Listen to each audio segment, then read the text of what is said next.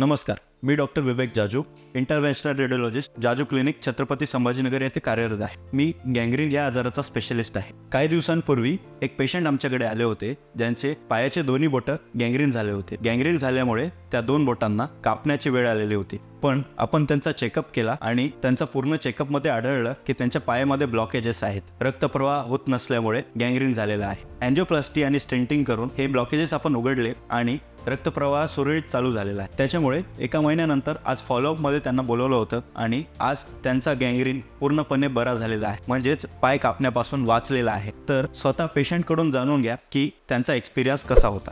बरं, तुम्हाला काय त्रास होता? माझ्या पायांमध्ये फार दुखायचं. पायाची दोन बोटं काळी पडली होती अंगठ्याच्या बाजूची.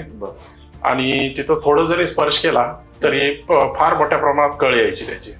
पायाला मुंग्या यायच्या. आणि बोटांना काय झालं होतं? बोटांना ऍक्च्युअली पूर्ण बोटं काळी पडून गेली होती, कडक झाली होती आणि त्याच्यामधून फार कळा यायच्या, दुखायचं फार ते. ओके. तर गँग्रीन झाला होता?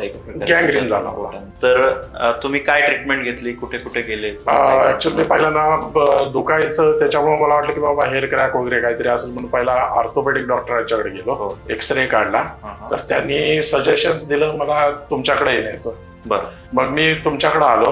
तुम्ही सिटी करायला लावला. ते केल्यानंतर त्याच्यामध्ये असं दिसून आलं की बाबा गँग्रीनचं तर दिसत आहे, पण मेन आर्टरीमध्ये ब्लॉकेजेस होता. 90% ब्लॉक होता. रक्तपुरवठा होत नव्हता पूर्ण, म्हणजे 30% 40%च्या आसपास रक्तपुरवठा पूर्ण हे होऊन गेला होता.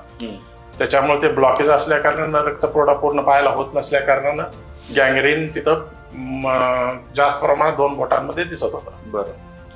ओके. तर धोका काय होता गँग्रीन? गँग्रीनचा असल्या कारणानं धोका म्हणजे असा की गँग्रीन जर का पसरला, पूर्ण इन्फेक्शन पसरलं, ते पाय कापण्याची वेळ, कापण्यापर्यंत वेळ येत होती याची, म्हणजे आली असती. बरं.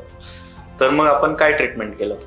ऍक्च्युअली मग सरांनी सिटी करून घेतल्यानंतर पूर्ण त्याचं हे केलं. त्याच्यानंतर सिटी डॉपलर पण केला. डॉपलर केल्यानंतर रक्तप्रवाह किती आहे दोन्ही याच्यामध्ये ते चेक केले. त्याच्यानंतर असं जाणवलं त्यांना की बाबा ह्याच्यावरती सिटी करा, म्हणजे हे करावं लागेल, ऑपरेशन करावं लागेल, ब्लॉकेज काढून स्टेंट टाकावा लागेल. त्याच्यामुळे रक्तपुरवठा सुरळीत होता का तो आपण चेक करू. त्याप्रमाणे सरांच्या सांगण्याप्रमाणे हॉस्पिटलमध्ये जाऊन तिथं सरांनी ऑपरेशन केलं. ऑपरेशन केल्यानंतर स्टेंट टाकली गेली. स्टेंट टाकल्यानंतर एका महिन्यात परत दाखवायला यायला त्यांनी सजेस्ट केलं होतं. त्यानंतर त्यांनी गोळ्या चालू केल्या. ऑपरेशन व्यवस्थित झालं, सक्सेसफुल झालं. ब्लड फ्लो चालू झाला. त्यानंतर सरांनी काही 1 महिन्याच्या गोळ्या लिहून दिल्या. तो पूर्ण डोस क्लिअर झाला. 1 महिन्यानंतर परत दाखवायला येण्यासाठी त्यांनी सांगितलं. मी दाखवण्यासाठी आलो आणि दाखवल्यानंतर ज्यावेळेस ते चेक केलं, रक्तप्रवाह चेक केला, तर पूर्णपणे रक्तप्रवाह त्याचा डबल अनालिसिस झालं की रक्तपुरवठा वाढलेला आहे पायाचा. गँग्रीन जे दिसत होतं ते पूर्णपणे बरं झालं. म्हणजे पाय कापण्याची काय वेळ आलेली नाही. आत्ता पण कोणत्याही प्रकारचा त्रास नाही आहे त्याच्यामध्ये. गँग्रीन पूर्ण बरा झालेला आहे त्याच्यात. ओके. म्हणजे तुमचा पाय कापण्यापासून वाचलेला आहे. ओके. आता त्रास कसा आहे तुम्हाला? नाही, आता त्रास तर पूर्ण काही नाही आहे. कुठं दुखणं किंवा पाय दुखणं, मुंग्या येणं वगैरे असा कोणत्याही प्रकारचा त्रास नाही. जो बोट काळा होता तो काळा होता तो आता नॉर्मल झालेला आहे. ओके. पूर्ण त्याच्यावरची जी काळी पूर्ण कातडी होती, कठीण झालेली होती, ती पूर्ण गेली. नकापासून सगळं निघून गेलं. नवीन त्याला कातडी आली.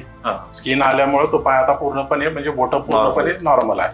ओके, ठीक आहे. आता तुमच्यासारखा हा जो गँग्रीनचा आजार आहे तो बऱ्याच लोकांना होतो आणि त्याच्यामुळे ते पाय कापून घेतात. तर अशा लोकांना तुम्ही काय सांगू इच्छिता? अशा लोकांना मी हे सांगू शकेन की गँग्रीन झाला म्हणजे घाबरण्याचं पूर्ण कारण नाही, कारण गँग्रीन बरा होऊ शकतो. रक्तपुरवठा जर का पायामध्ये सुरळीत सुरू झाला, जी क्षमता गँग्रीन होण्यापूर्वी आहे त्याच्यापेक्षा कितीतरी प्रमाणात ती नंतर व्यवस्थित ट्रीटमेंट झाली तर ती वाढते आणि पाय कापण्याची गरज भासत नाही. ते मी 100% सांगू शकतो माझ्या अनुभवावरून.